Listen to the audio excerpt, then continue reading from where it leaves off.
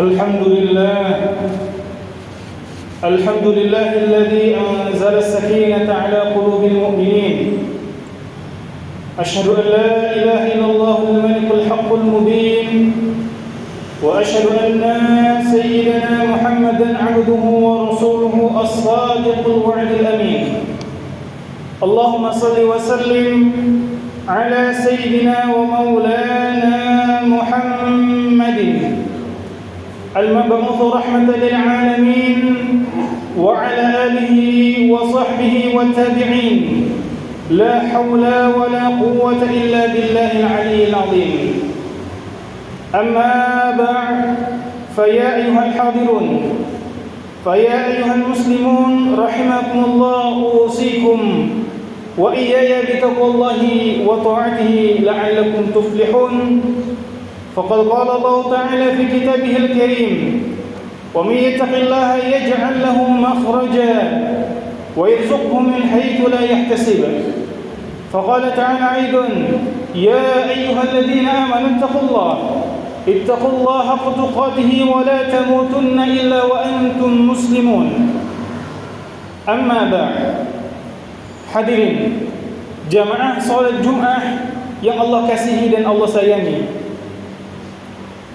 segala puji bagi Allah Subhanahu wa taala yang telah memberikan nikmat dan karunia begitu banyak kepada kita semua.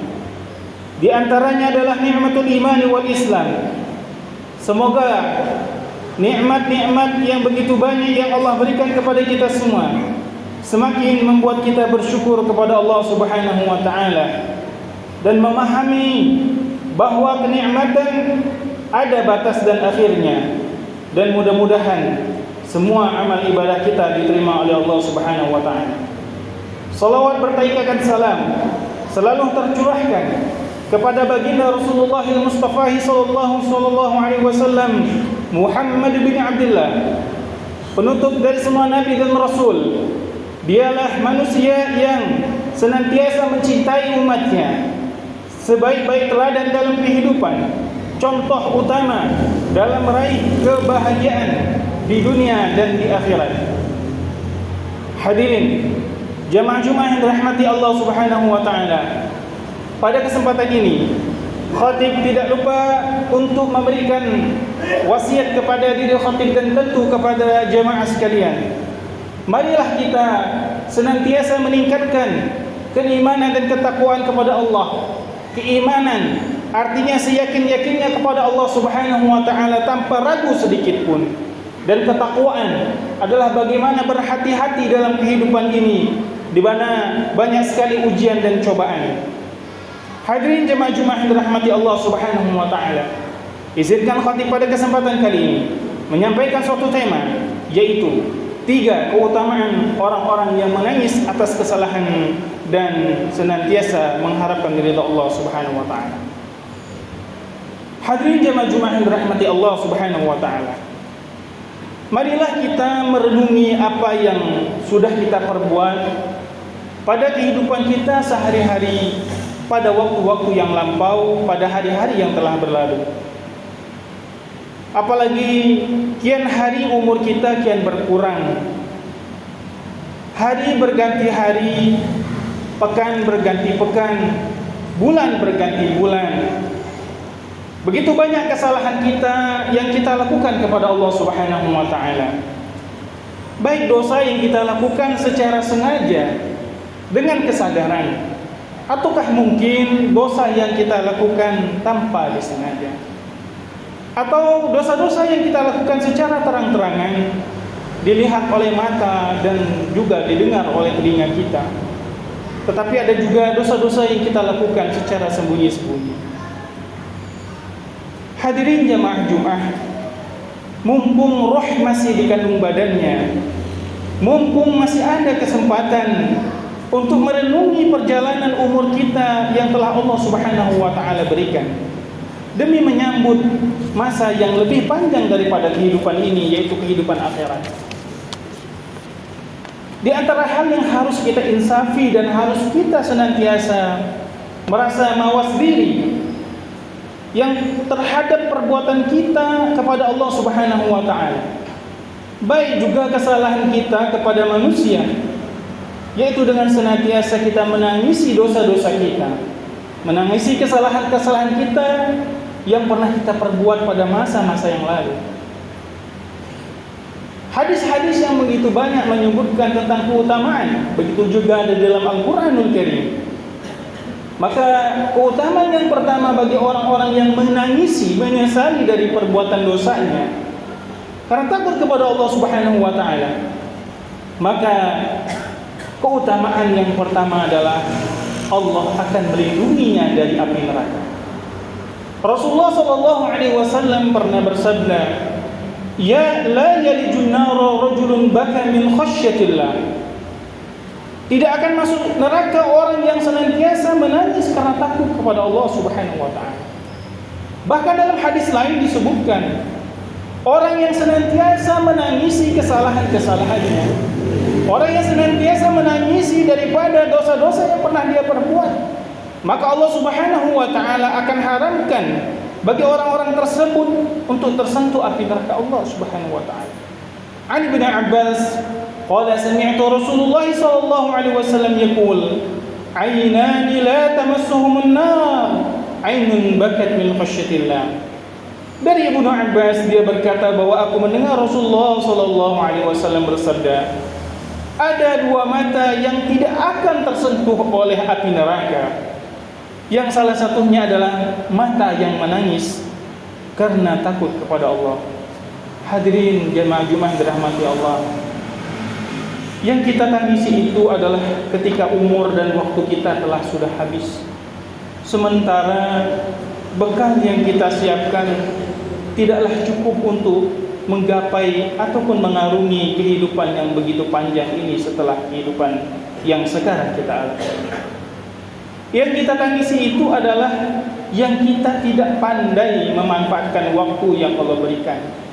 Begitu banyak umur yang telah terlewat, begitu banyak kesempatan yang Allah telah berikan, begitu banyak azan dikumandangkan untuk kita dipanggil oleh Allah ke masjidnya, sehingga kita lewatkan begitu saja. Hadirin, tidakkah kita merenungi hal tersebut? Apakah harus kemudian Allah Subhanahu wa taala menurunkan suatu teguran yang amat keras kepada kita sehingga kita tersadarkan? Ataukah cukup dari hati kita yang paling dalam mendengarkan ayat-ayat Allah Subhanahu wa taala sehingga hati kita tergerak untuk sadar dan kembali kepada Allah? Kemudian keutamaan yang kedua, orang yang menangisi kesalahan adalah orang yang akan dinaungi oleh Allah Subhanahu wa taala. Dalam hadis yang diriwayatkan Abu Hurairah radhiyallahu anhu, dari Nabi sallallahu alaihi wasallam qala, "Sab'atun yudhilluhum Allah fi dhillihi yawma la dhilla illa dhilluh, wa rajulun dzakara Allah khaliyan fafadat 'ainah." Rasulullah sallallahu alaihi wasallam bersabda, ada 7 golongan yang akan dinaungi oleh Allah Subhanahu wa taala pada hari kiamat, di mana tidak ada lagi naungan kecuali naungan Allah Subhanahu wa taala. Di antara yang 7 itu adalah orang yang mengingat Allah Subhanahu wa taala dalam waktu kesendiriannya. Dalam waktu kesendiriannya itu kemudian dia mengingat dosa-dosanya, lalu mengalirlah air mata. Hadirin jamaah Jumat yang dirahmati Allah Subhanahu wa taala, yang berzikir kepada Allah Subhanahu wa taala dalam keadaan sepi meneteskan air mata, maka pahalanya yang luar biasa tadi disebutkan dalam riwayat Bukhari dan Muslim. Di mana hari itu hari adalah orang-orang tidak dapat mendapatkan perlindungan kecuali perlindungan Allah Subhanahu wa taala. Maka kita membutuhkan naungan Allah Subhanahu wa taala, bantuan Allah. Lalu bagaimana kita mendapatkan lindungan Allah Subhanahu wa taala? Yaitu dengan senantiasa kita menangisi dari perbuatan dosa kita. Adapun yang ketiga, jemaah Jumat yang dirahmati Allah, ketika kita menangisi dari perbuatan dosa kita, maka perbuatan tersebut, perbuatan yang senantiasa menyesali dosa-dosa, adalah termasuk kebiasaan Rasulullah SAW dan para sahabatnya. Dalam suatu riwayat disebutkan bahwa Rasulullah SAW pernah berbuat atau pernah terjadi pada diri Rasulullah SAW annahu qala, ya ummat Muhammad, wallahi law ta'lamuna ma a'lam labakaitum katsiran wa la dhahikum qalila.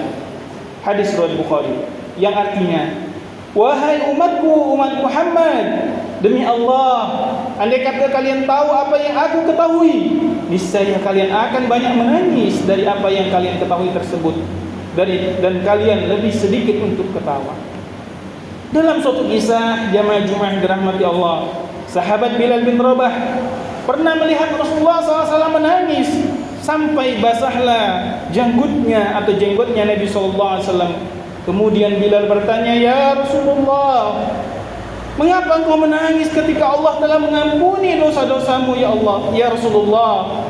Dan apa yang telah terjadi, apa yang telah terjadi dan akan datang telah diampuni oleh Allah Subhanahu wa taala. Apa jawab Rasulullah SAW?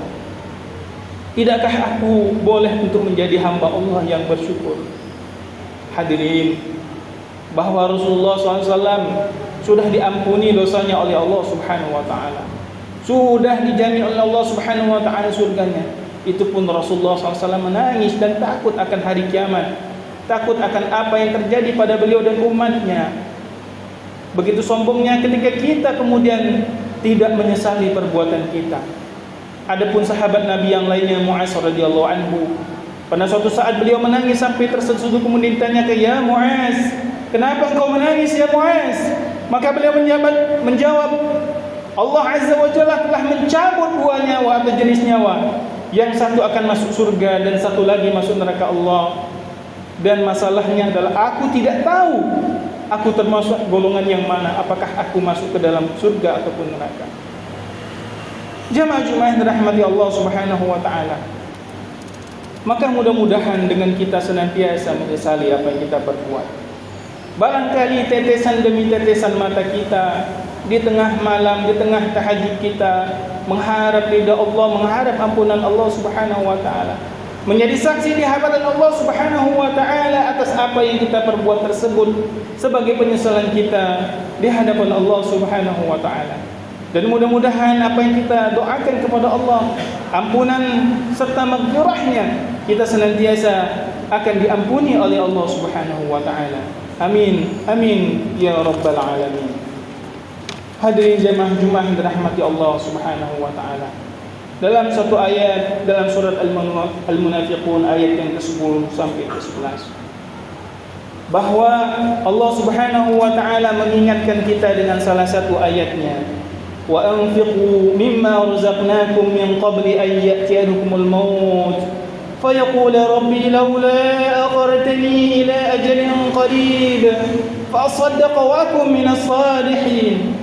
Yang artinya, dan belanjakanlah, berinfaklah dari sebagian yang telah Allah rezekikan kepada kalian sebelum datang hari di mana orang ketika menjemput ajalnya, dia berkata, ya Tuhanku, ya Tuhanku, ya Tuhanku, akhirkan ajalku ya Allah, akhirkan ajalku, tunda ajalku ya Allah, fa'asaddaqu, sehingga aku bisa bersedekah dan aku termasuk dari orang-orang yang saleh. Penyesalan demi penyesalan orang-orang di sakaratul mautnya telah terucap. Apakah kita ingin menjadi orang-orang yang menyesal tersebut ataukah sebaliknya? Hadirin jamaah Jumat yang dirahmati Allah, hasibu anfusakum. Umar radhiyallahu anhu mengatakan, hendaklah kalian menghisab diri kalian, menghitung-hitung sebelum kalian nantinya dihitung-hitung amalannya oleh Allah Subhanahu wa taala. Wazinu qabla an tuzanu. Hitung-hitunglah amalan kalian sebelum datang hari di mana kalian dihitung pula, ditimbang amalannya. Mudah-mudahan apa yang disampaikan dapat mengubah kehidupan kita menjauh lebih baik. Kita lebih bisa berusaha untuk menghargai waktu dan kehidupan kita yang tersisa ini. Dan mudah-mudahan Allah Subhanahu wa taala senantiasa memberikan petunjuknya kepada kita semua. Barakallahu wa lakum fil Qur'anil 'azim wa nafa'ani wa iyyakum bima fihi min al-ayati wa dhikril hakim wa taqabbal minni tilawatahu innahu wal ghafurur rahim. Allahumma